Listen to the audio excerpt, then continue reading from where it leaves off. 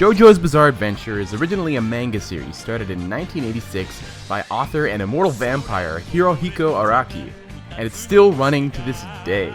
It's monstrously popular in Japan, and you can find references to it in all kinds of media, including stupid internet game reviews. In 2012, it got its first anime series. Around 2013, I first watched this series and fell in love with it.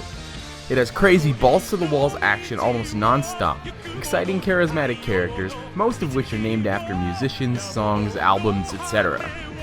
The main story, to simplify about 30 years of manga, is about the Joestar family and their descendants, all of which just happen to have the nickname JoJo, battling the evil vampire lord Dio, as well as his followers throughout the ages. When I say it has crazy action, I believe I mentioned balls touching walls. I mean it.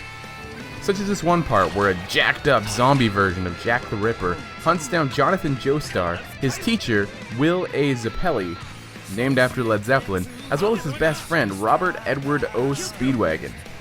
That's right, his name is R.E.O. Speedwagon, and he's kind of a big deal. So the super zombie Jack the Ripper gets the drop on them by killing their carriage driver as well as decapitating their horses, and then burying himself in the horse's neck so he could burst out and scare them. Holy crap. Awesome. My friends and I legit screamed at the TV when we first saw this. It was just so awesome. Or this other part where Jonathan is fighting this big giant zombie dude and he straight up karate chops his arm in half, and it's just so cool. It's so cool. Now the series is split up into different parts, with each part following a different ancestor of the Joestar bloodline. At the time I'm writing this video, there are currently 8 parts, and the game I'm going to be talking about today takes place during Part 3, Stardust Crusaders. Now you really don't need to know too much about the past parts, besides the fact that Dio is a super evil dick.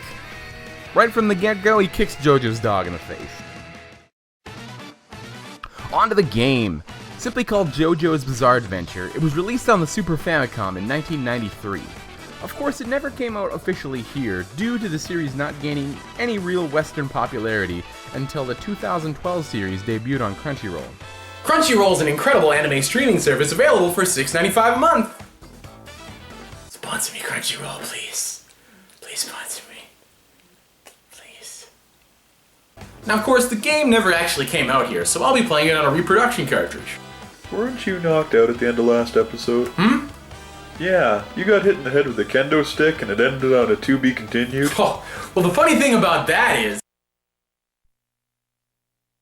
The game is made by Cobra Team.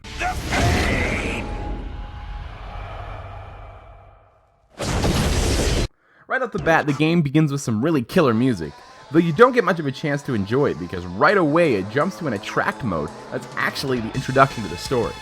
Part 3's main character, Jotaro Kujo, a high school student, has put himself in prison because he believes he's possessed by an evil spirit, due to strange, invisible things happening around him. His estranged grandfather, Joseph Joestar, has come all the way from America to try and convince him to get out of the cell. Of course, the game doesn't tell you any of this, so if you're not familiar with the series, all you're gonna see is a beefy guy in a weird hat getting yelled at by Indiana Jones. Don't come any closer. You'll just be one more step to dying than you already are. Joseph tells his associate, Muhammad Avdal, an Egyptian man named after Pala Abdul, no really, to get him out of there by force. Do you think I'm just gonna let your lapdog do whatever he wants with me?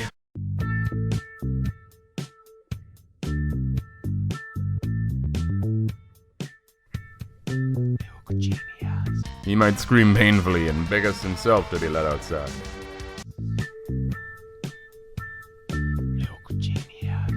Avdal tells Jotaro that he's also possessed by an evil spirit, one that he controls named Magician's Red, a big, muscly fire chicken that's much cooler than it sounds. Joseph then goes on to explain that he too has an evil spirit, and they're actually called stands. Well, he explains that in the original series. In the game, Jotaro just kinda knows what a stand is without any explanation. Joseph does explain that the vampire Dio, named after Ronnie James Dio,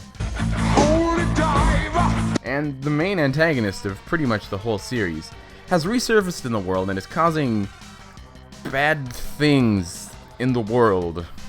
And they're trying to hunt him down and stop him, hopefully once and for all. Now this attract mode cutscene is actually over 6 minutes long, and I hope you watched it, because none of this stuff is explained in the actual game. It simply begins with Jotaro standing in his bedroom a short while after these events. The gameplay has a bit of a strange layout. Your current party is shown down here, text boxes are up here, and the actual gameplay is cramped into this tiny area for reasons I will explain in a bit. Now the gameplay itself is kind of like a point-and-click RPG fusion. Wait, Shadowrun was a point-and-click RPG. So how do I keep stumbling across these?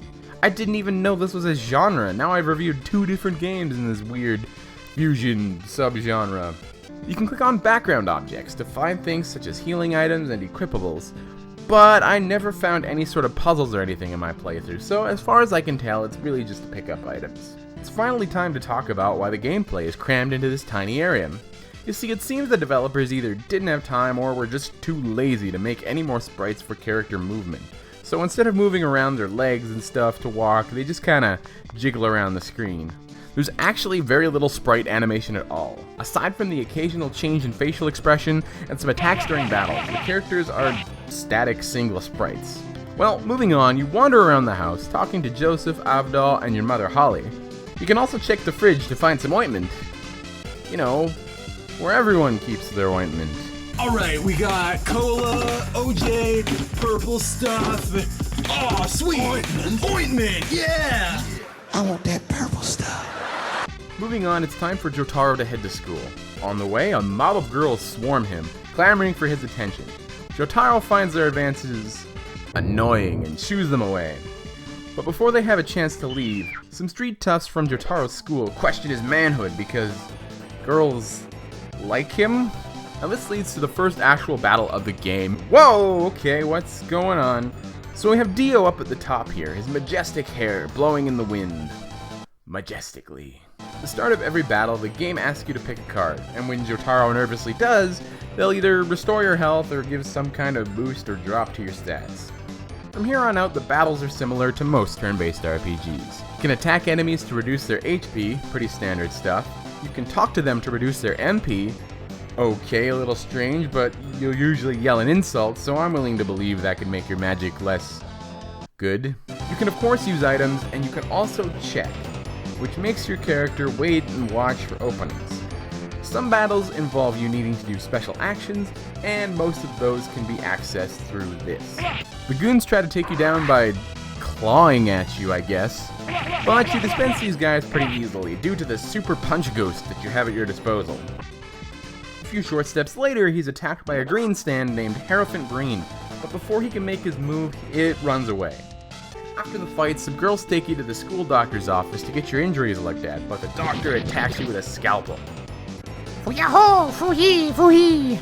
The doctor's actually being controlled by Hierophant Green, because that's a thing it can do.